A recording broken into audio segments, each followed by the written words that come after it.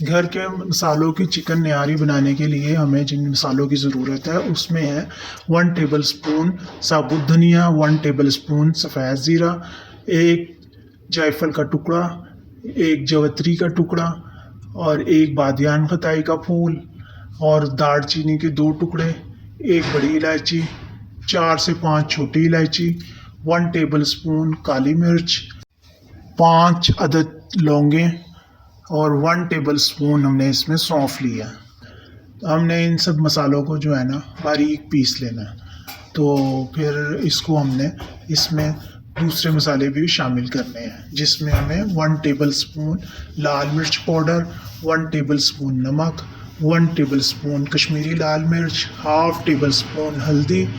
یہ سارے مسالے جب ہم پیس لیں گے تو ہم نے پھر یہ مسالوں کو اس مسالوں میں شامل کر کے گرائنڈ کرنا ہے تاکہ یکجان ہو جائیں۔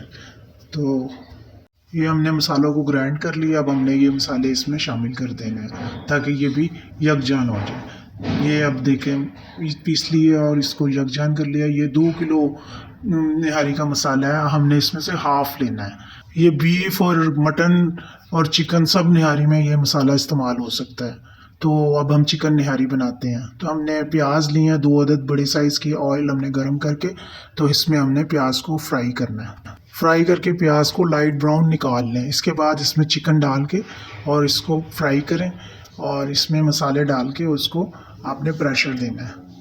اگر ہڈی والا گوشت ہے تو ہلکی آنچ پہ اس کو پریشر دیں، ورنہ اس کو ہلکی آنچ پہ ہی رکھ دیں تو یہ چکن ویسے ہی گل جائے گا۔ تو گوشت پہ ڈیپینڈ کرتا ہے یہ کتنی دیر میں گلتا ہے، بڑا گوشت ہوگا تو پھر وہ پریشر دیا جائے گا، اور چکن تو ویسے ہی گل جائے گا تو 10 سے 15 منٹ میں۔ اور ویسے بھی اس میں جب ہم آٹا ڈال کے گھول کے مکس کر کے ڈالیں گے تو پھر اس کو ہم نے ہلکی آنچ پہ رکھنا ہے تو یہ ویسے اس میں بھی گلے گا۔ گندم کا جو آٹا ہے اس کو 4 ٹیبل سپون ہم نے لیے ہیں، اس کو ہم نے پانی میں مکس کرنا ہے اچھے طریقے سے اور پتلا سا گھول لینا ہے، اور جب پانی ابل جائے اس کا چکن کا تو پھر اس میں ہم نے یہ ڈالتے جانا ہے اور مکس کرتے جانا ہے، اور اس کی گٹھلیاں نہ بنیں تاکہ اس کو چلاتے رہیں چمچ سے۔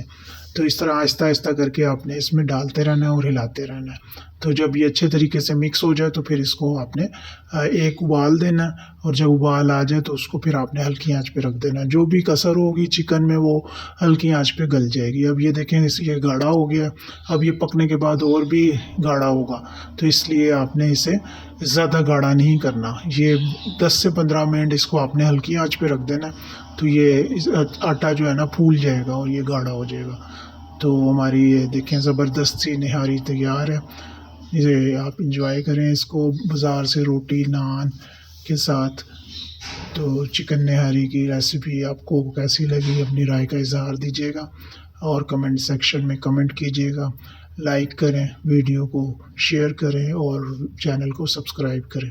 اللہ حافظ۔